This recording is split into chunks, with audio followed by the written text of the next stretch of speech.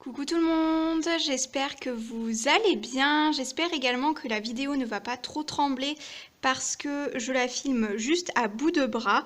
Mais du coup, comme vous aurez pu le voir, c'est pour vous présenter cette création qui est un attrape-rêve. Donc il est quand même assez grand. Je vous mettrai une photo sur le côté, en fait, vraiment tout en entier, parce que comme c'est un petit peu le bazar tout autour, je voulais pas trop vous montrer, en fait.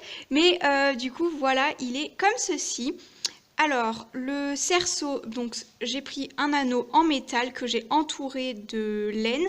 Donc c'est de la laine Bordeaux, donc c'est de la laine toute simple. Pour le centre, en fait, là vous avez une petite perle de bois au milieu.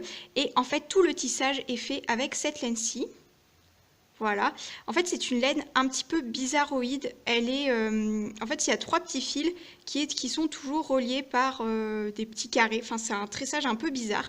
Donc voilà, j'avais peur que ça marche pas trop bien parce que c'est plus compliqué du coup de tisser le tressage comme ceci avec cette laine-là qu'une autre, en fait, avec ce fil-là. Donc ici, il y a deux pompons, donc un rose et un peu bordeaux avec toujours cette laine un peu bizarroïde. Ici, une petite fleur que l'on trouvait à Action il n'y a pas très longtemps. Et ensuite, il y a donc, c'est vraiment aléatoire, il y a des morceaux de laine normale, des morceaux de cette laine-ci. Et ensuite, il y a des petits pompons. Donc là, des petits pompons, c'est pas, enfin, c'est des petits pompons comme ceci là. Hop. Vous avez une petite tête et puis après le pompon en bas est tout libre, voilà. Donc il y a d'autres perles en bois également et sinon il y a aussi des petites plumes. Donc ça ce sont les plumes qu'on trouve dans les nouveaux kits de chez Action, dans les licornes et ce genre de choses là, dans les kits là, il y a toujours trois plumes pareilles et en fait c'est celle-ci. Donc comme j'avais 4 kits, j'en ai utilisé 3, là j'en ai une ici, une au milieu juste ici et une à gauche juste ici. Donc voilà un petit peu pour cette création. Donc c'est pour une copine et collègue de travail, donc je suis vraiment trop contente de l'avoir fait. En fait c'est qu'elle voulait absolument un attrape-rêve avec cette laine-ci parce que c'est les couleurs qu'elle préfère. Donc ce genre de fil que je vous ai montré. Et elle voulait absolument avec ça, donc je lui ai dit que j'allais essayer parce que j'étais pas sûre que ça fonctionne. Et avec un peu d'acharnement, j'ai quand même réussi. Et je trouve que le tressage rend quand même très bien.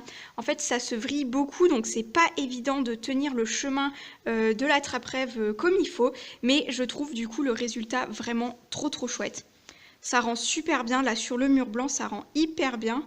Franchement, peut-être que j'essaierai d'en faire un pour moi, je sais pas, mais ils sont... Enfin, j'ai vraiment trop aimé le faire.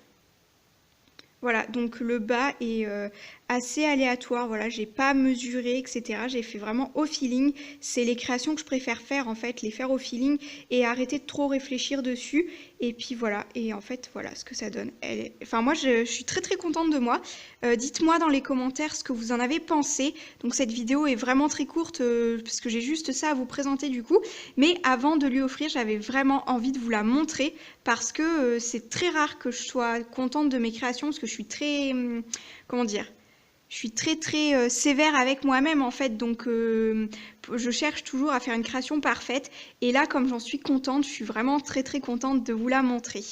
Donc voilà pour ça, j'espère que la vidéo vous aura plu quand même, que ça vous aura inspiré, pourquoi pas essayer de faire un attrape-rêve pour vous, on ne sait jamais. Et puis je vous retrouve très bientôt dans de prochaines vidéos. Ciao!